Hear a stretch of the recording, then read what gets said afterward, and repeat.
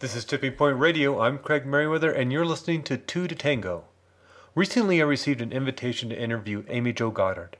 If you're not familiar with her, she wrote the classic bestseller Lesbian Sex Secrets for Men.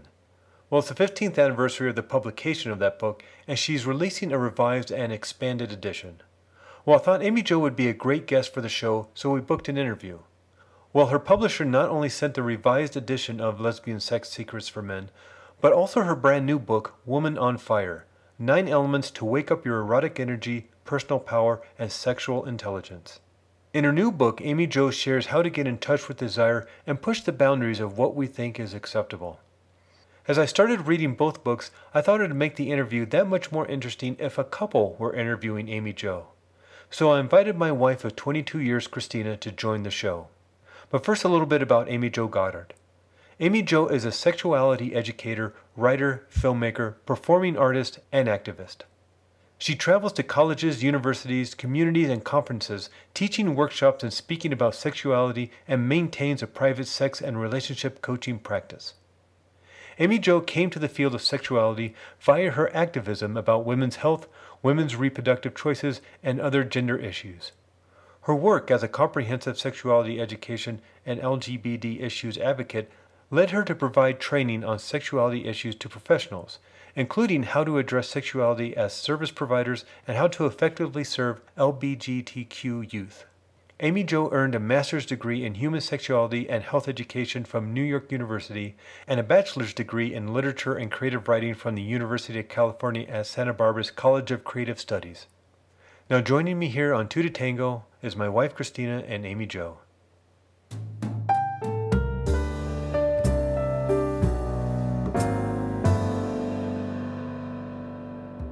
Hello, Amy Jo. Welcome to the show. Thank you. Thanks for having me. Well, like I was telling you before we got on the recording, that I have my wife on with me today, Christina, and it'd be interesting to get perspective on what she thought. Hello, Christina. Hello. Because we've been in a long-term relationship, married for 23 years. Been going out for about 28 years. And so, our experience will kind of guide the interview, I think. But I think to start with, would you say, as with all your experience, that sexuality is an important part of a long-term relationship?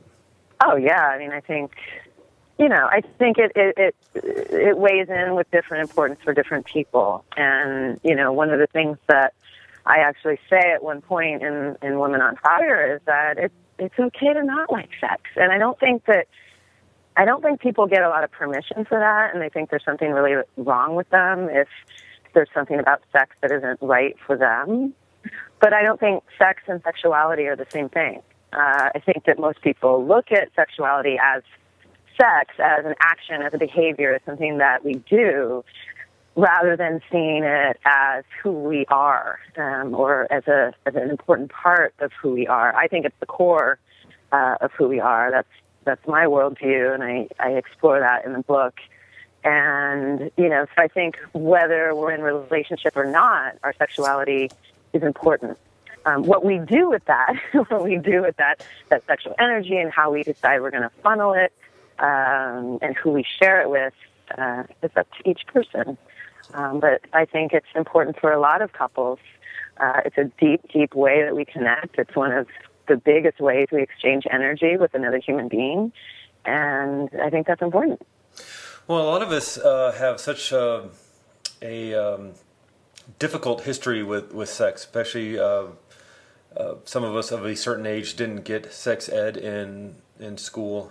My sexual education was my mom handed me a book and said, if you have any questions, ask me. And I didn't read the book. It was so awkward and embarrassing and weird that your mom's handing you a book on sex when you're, 15 or 16. I never read it, so I literally had no sexual education. And now it's getting a little better in schools, but there's a lot of shame and embarrassment around, even discussing it, let alone learning about it. Oh, yeah, for sure. Yeah, I mean, I didn't get any either. I went to a lot of different schools growing up. I grew up in a military family. I didn't even get the book, so you're one step ahead of me. But at least she knew enough to give you a resource, even if she didn't know how to talk about it. And that's really, that's just a result of her not getting her own sex education, and probably her own discomfort about it. And so that was the best thing she knew to do.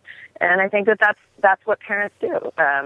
They sort of give their kids, they can only give their kids as much as they've figured out, or as much comfort as they have attained with sexuality.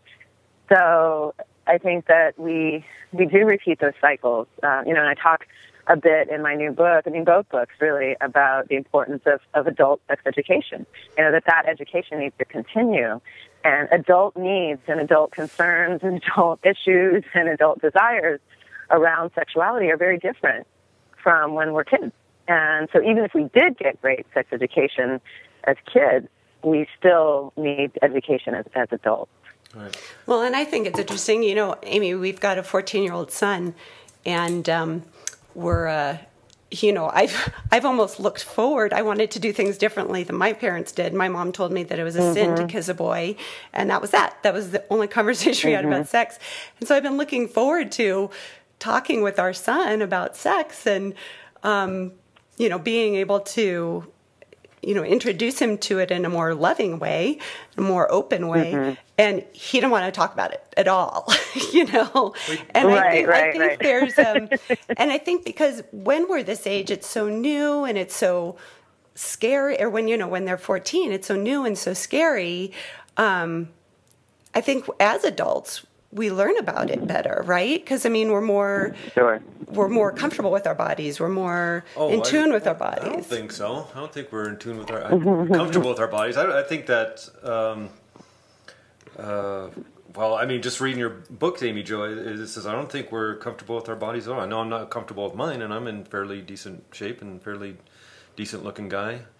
But I think there's a lot of shame and embarrassment and awkwardness around our bodies and getting undressed in front of somebody else. And I think we're comfortable, Christina, because we've known each other for 28 years or whatever. But but there's still awkwardness, and and I think that's if we could get over that. You write about that in Woman on Fire, how much that's still an issue.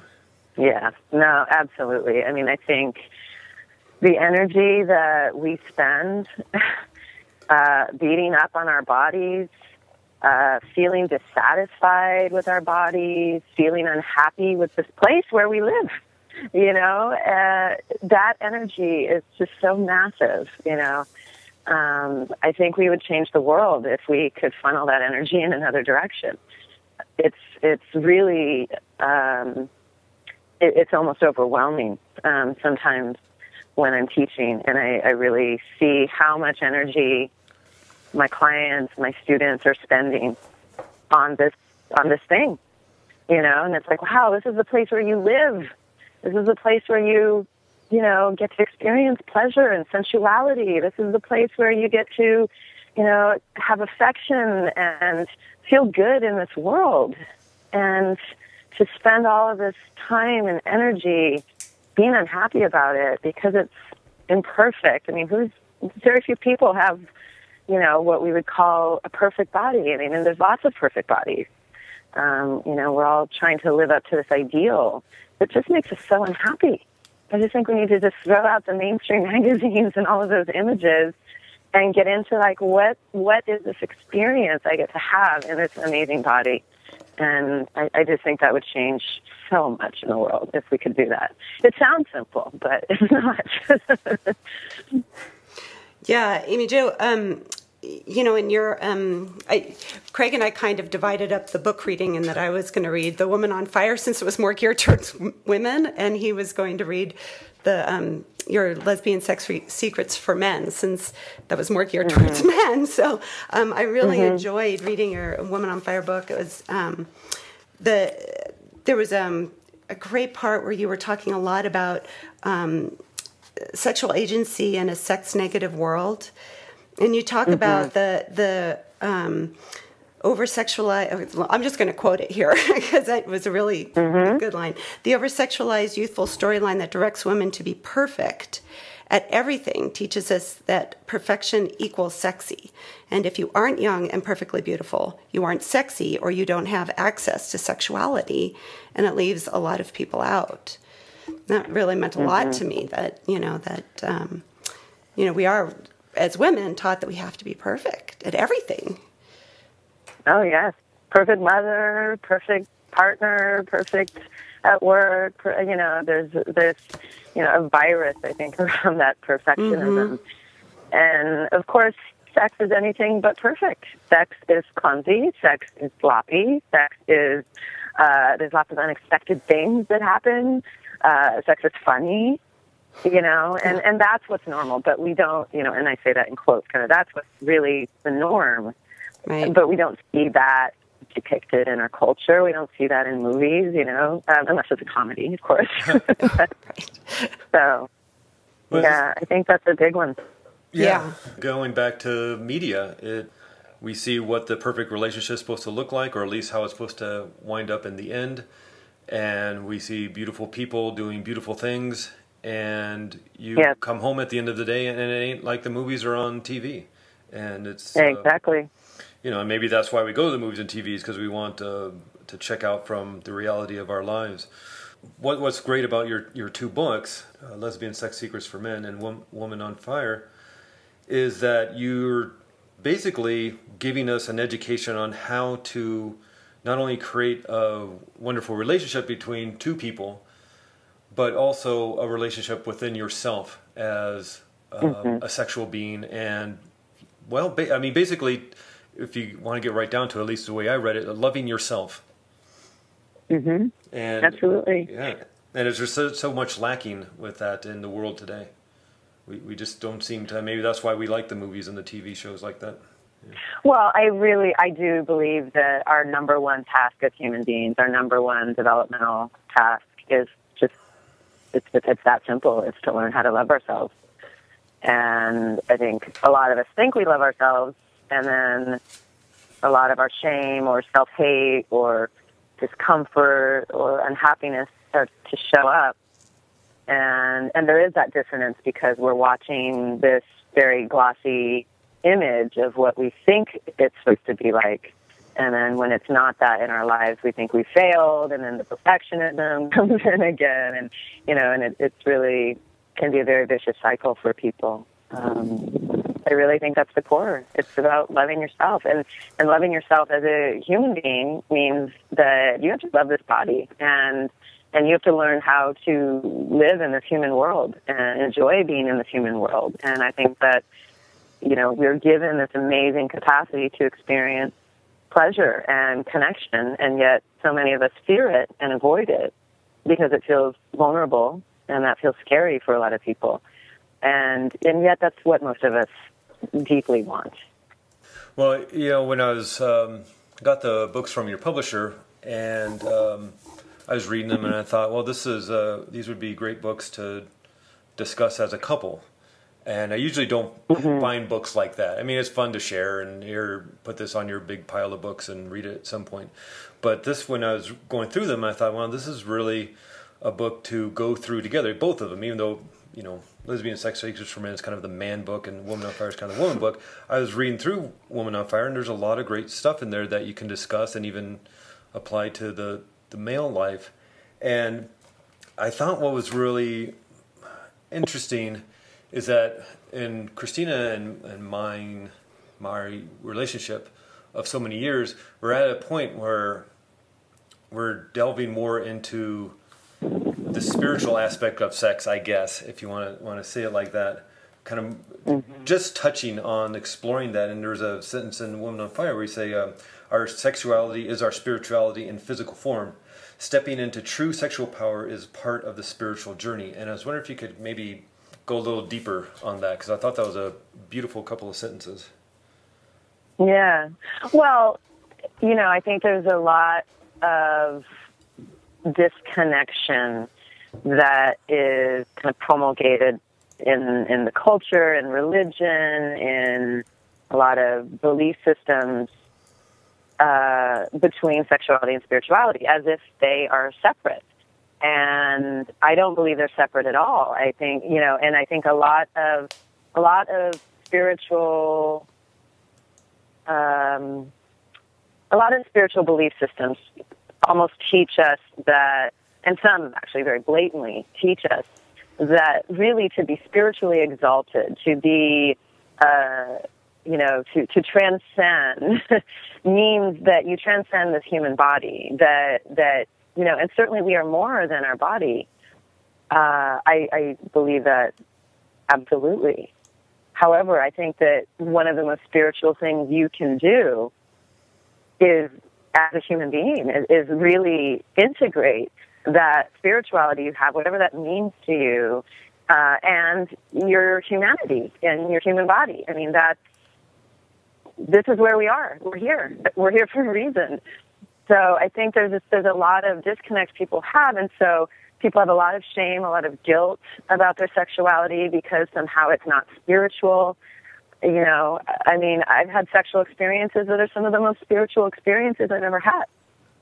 Sex is we're capable of that in sex. We're capable of a very deep level of transcendence that goes far beyond that moment and those two people and the skin we're feeling next to us. We're very capable of that.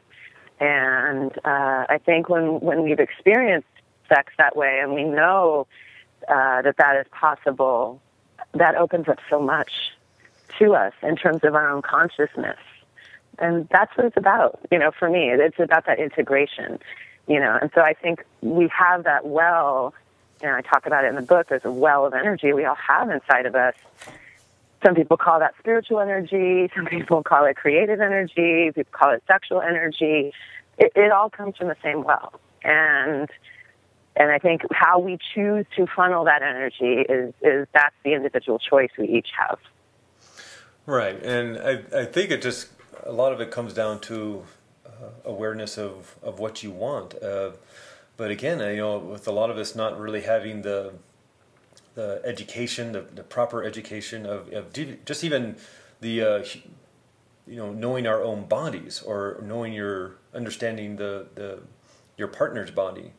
It's just so awkward and embarrassing, and there's a lot of shame involved because you're not doing it right, quote unquote, or you feel awkward about it, and so you're so far away. At least when you're starting out, unless you get the education, you self-educate yourself and read your books or go to your workshops or find some way to, besides watching porn, I guess, get true education. You're really not going to ever get to that point because you're just going to be in that weird, awkward stage your whole life.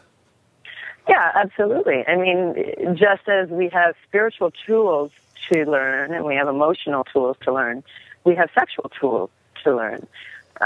We all need teachers. We all need those teachers. I needed those teachers. And,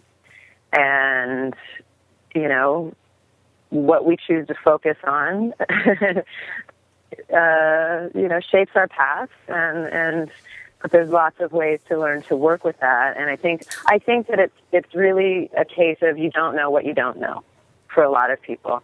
They just don't even realize there's more. I've certainly worked with lots of clients who I think they've just never had really great sex. And so they don't know what's possible. And they think maybe they don't like it or it's not for them or they just don't do it right. And it's really just that they just don't have the information they need. And they haven't spent the time developing those skills. And maybe sometimes they're with a partner who really can't meet them where they want to be met. But I think if people have information and they develop their sexual skills, so much more is possible. I mean, I know that. So much more is possible. And just most people will never do that. And they don't even know that that's a thing to do. Right. Yeah. Well, and it's an interesting way to, kind of approach this whole self-improvement, self-growth through sexuality. So many of the books and podcasts and stuff that we listen to and read on personal growth focus on everything but, and it just seems like such an compelling and interesting way to approach self-growth through sexuality.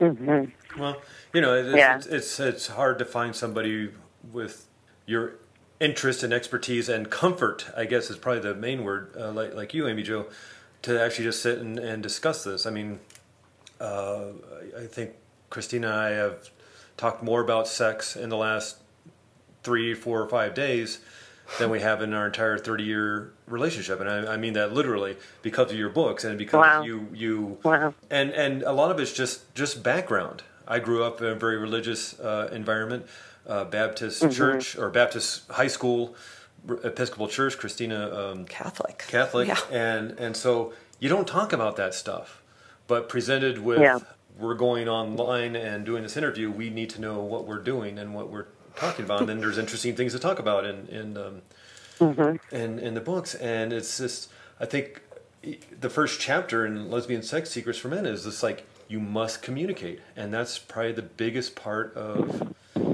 doing your relationship and making it grow, finding out what your partner likes, what your partner wants, and I think a lot of people may get your book, Lesbian Sex Secrets for Men, and think, oh, they're going to get a lot of cool secrets, which you actually do. But the first chapter or the first part of the book is like, how do you communicate about this? And that, I think, is what's lacking, at least it's not like we go to people's houses and we discuss politics and all sorts of different things, but you never talk about sex. It's still taboo to a certain extent.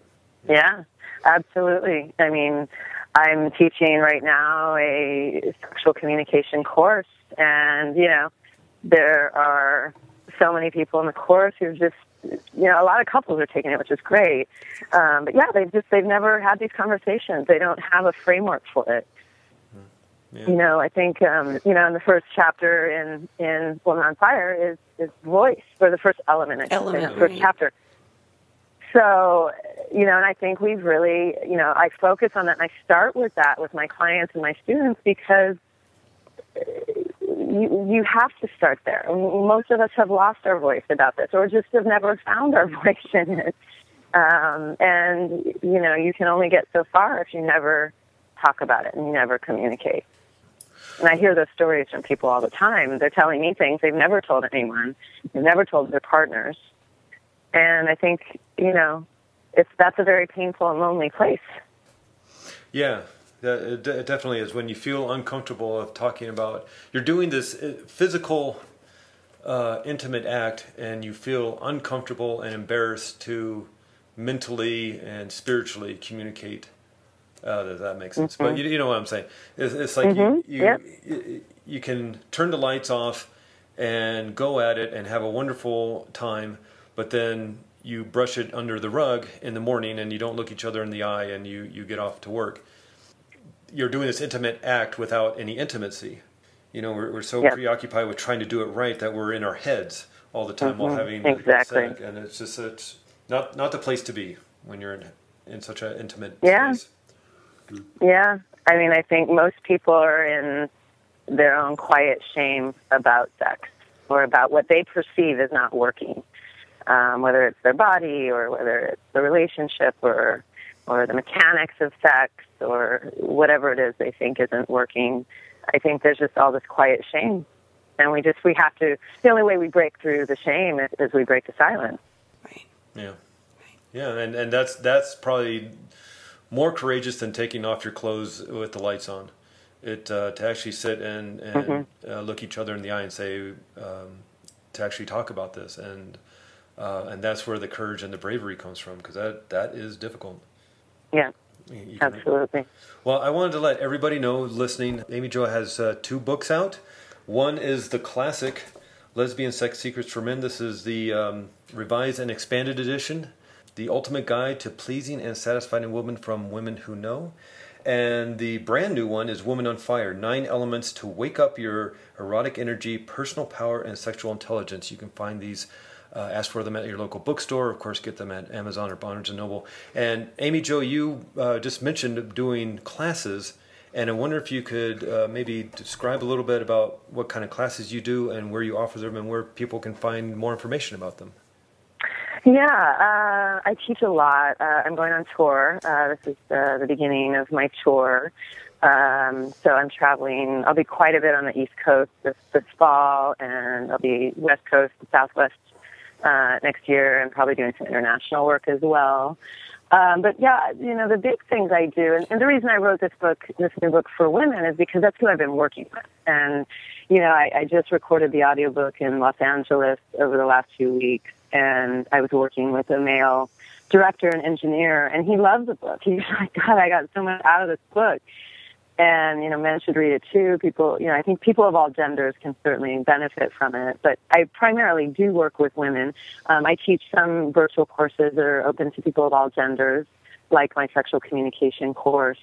But my big things are, my women's sexual empowerment programs. So I have 2 programs. I have one that's virtual that is called Women on Fire, and we are going to be offering that again this year, starting this year. It's a 9-month, 10-month program. And then I do an in-person women's sexual empowerment program that involves 4 retreats over 9 months. So those are the big things I do. I work with some private clients, and I keep my private client roster really small. But mostly, I love what happens when I bring people into a room and we create a really comfortable space where we can talk openly about these things. And it's really magical and it's delicious. So that's really, Women on Fire really came out of the work that I've been doing over the last number of years. Yeah, I found it really interesting that you started with, a book for men, and but your work is centered around women is really interesting. I mean, how did that evolve? Well, I published that book 15 years ago. I mean, that book is a teenager now. Right. It has sold really well. And so when we decided to do my next book, with Penguin Random House, we talked about doing the ebook, because we'd never done the ebook of Lesbian Sex Secrets. And that was an opportunity for me to revise it and update it with my co-author, Kurt Boomgart. And, that was a different time. It was, when we published that book in 2000, they wouldn't let us illustrate it because they were afraid that big bookstores like Barnes & Noble wouldn't carry the book because they would think it was pornography, which is hilarious now. If you go and peruse any sexuality section at any big bookstore, you will see lots of illustrations, lots of pictures. But that was the way it was then. And so, we didn't get to get those illustrations in the book, but we did put them up on the website, which is just lesbiansexsecretsformen.com. You can go to womenonfirethebook.com, or you can go to amyjogoddard.com and get all the info, all the things. There's lots of exercises in Women on Fire, and so we put, versions of those online so that people could download those and sort of have worksheets that could work with and things like that. So there's a lot of good resources.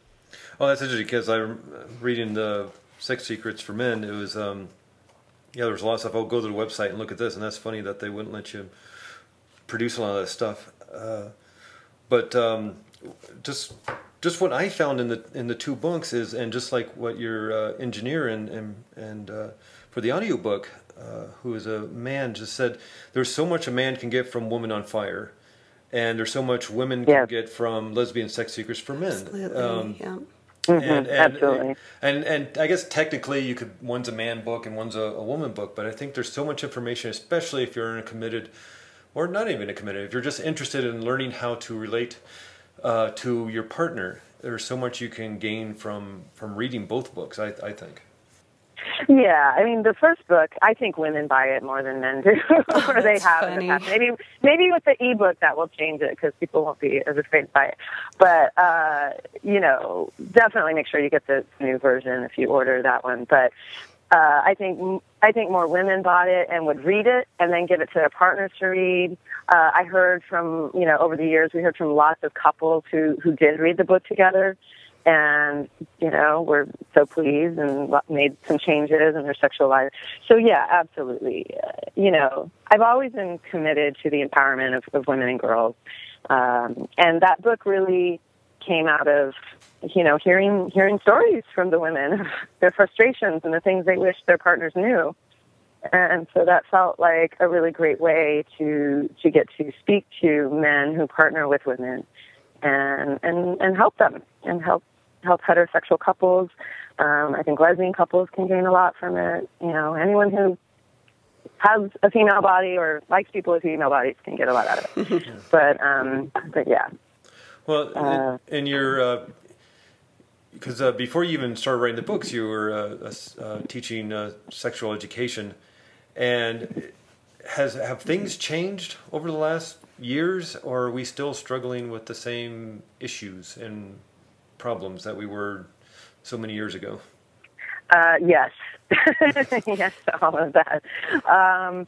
Certainly things have changed. I mean, the sexuality field has really evolved. I've seen it grow tremendously in the 20 plus years I've been in the field. And yet we still have so far to go. And I'm still hearing the same stories from people. I mean, it was so striking. When we first did Lesbian Sex Secrets for Men, we did a lot of focus groups. This was pre-internet. Internet was in its infancy at that time. And so we had people complete email surveys. That was a big deal, that we could send those out by email. And have people send them back. So we did a lot of surveys of people, and then we had a bunch of focus groups in New York, and where we brought together men and women who identified as either lesbian or bisexual or queer, and had conversations to see, what could happen in these conversations. And, we, with the new version of the book, we put lots of just their exact quotes in the back of that book, in the first edition. And so we thought, well, let's update this. Let's see what people have to say now. And we also talked to heterosexual women at the time, because we wanted to know, well, what do you want your partners to know? And we asked some of the same questions, and this time we had the benefit of being able to do that on Facebook and Twitter.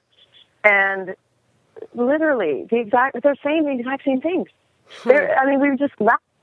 We laughed and we cried because it's like, on the one hand, there's something, obviously the book is still super relevant because a lot of the things people were wanting are in the book and things we've addressed in the book.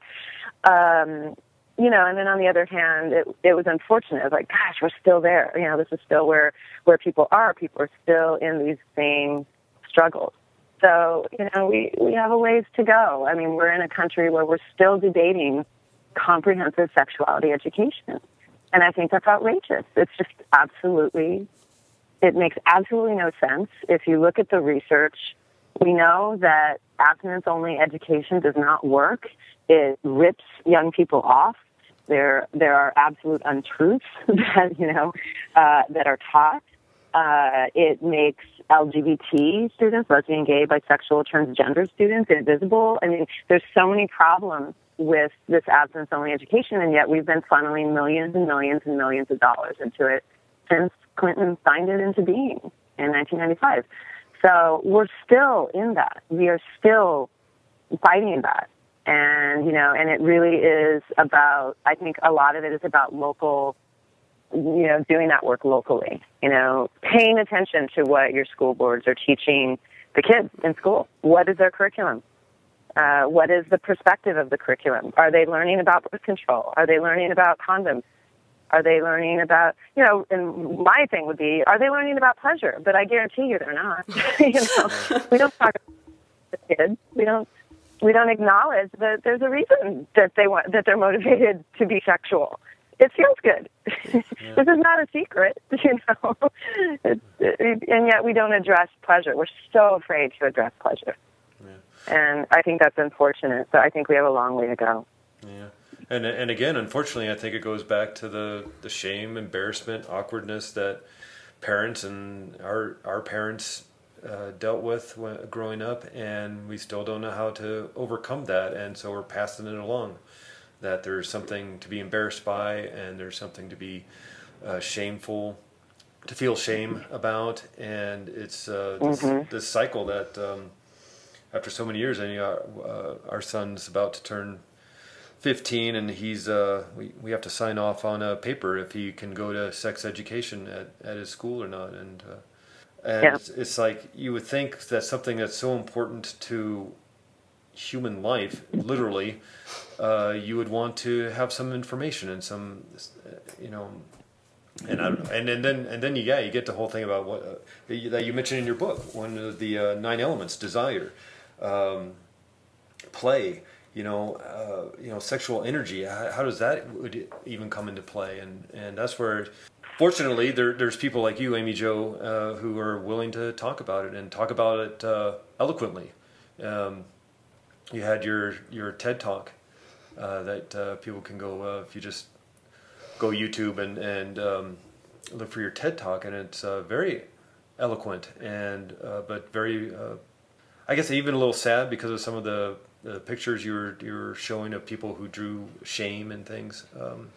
It's very powerful that we're still dealing with this in our day and age. And I don't know. I mean, is there one thing? I know we've probably got a handful of minutes left, but is there one piece of advice you could give couples, whether they're new or they're long-term, or maybe somebody's just looking to start a relationship, that you could give to maybe make this whole sexual energy and power a little easier to deal with? How about that for a last question? That wasn't even a question. Yeah, I mean, I think treat sexuality as precious, as important, as something worth growing, and seek out the resources that will help you do that, and have more fun. We get so serious about sex. We get, with all the shame and the trauma and the heaviness and the guilt and all the things that people are carrying, all the things we think we're supposed to be sexually, and then we get nervous because we're not. With all that heaviness, I think that sometimes there needs to be the levity. We have to remember, oh yeah, this is supposed to be fun. We're supposed to play. We're supposed to enjoy this.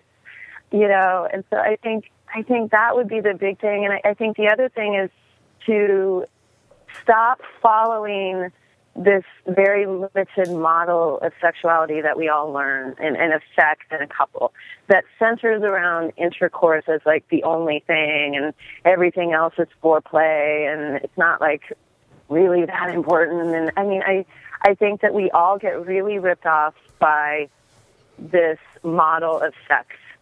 And if we could throw away that model and then just show up with our partners to say, what do I really want?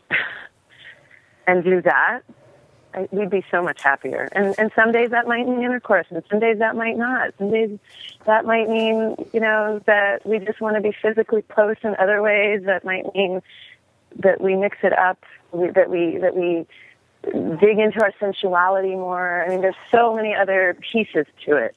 And I think give yourself permission to explore those pieces.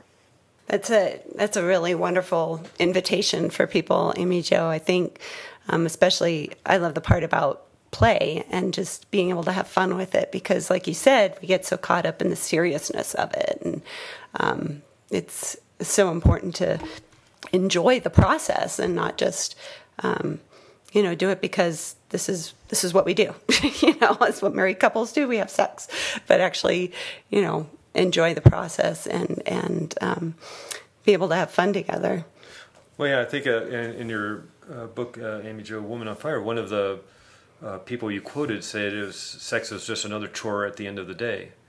And, once you've lost that fire and you've lost that passion and desire for sex, it's just another chore, another something to do, but now you're going to miss your favorite TV show. Yeah, why bother? Well, yeah. And it's just like that pains me. I've heard that from so many women. I was teaching a group of women this year, and the entire room had that worldview on sex. Yeah. These were like women who had been in long-term relationships at least 10, 20 years. Almost all of them were parents. And one of them said, sex feels like the last chore of the day.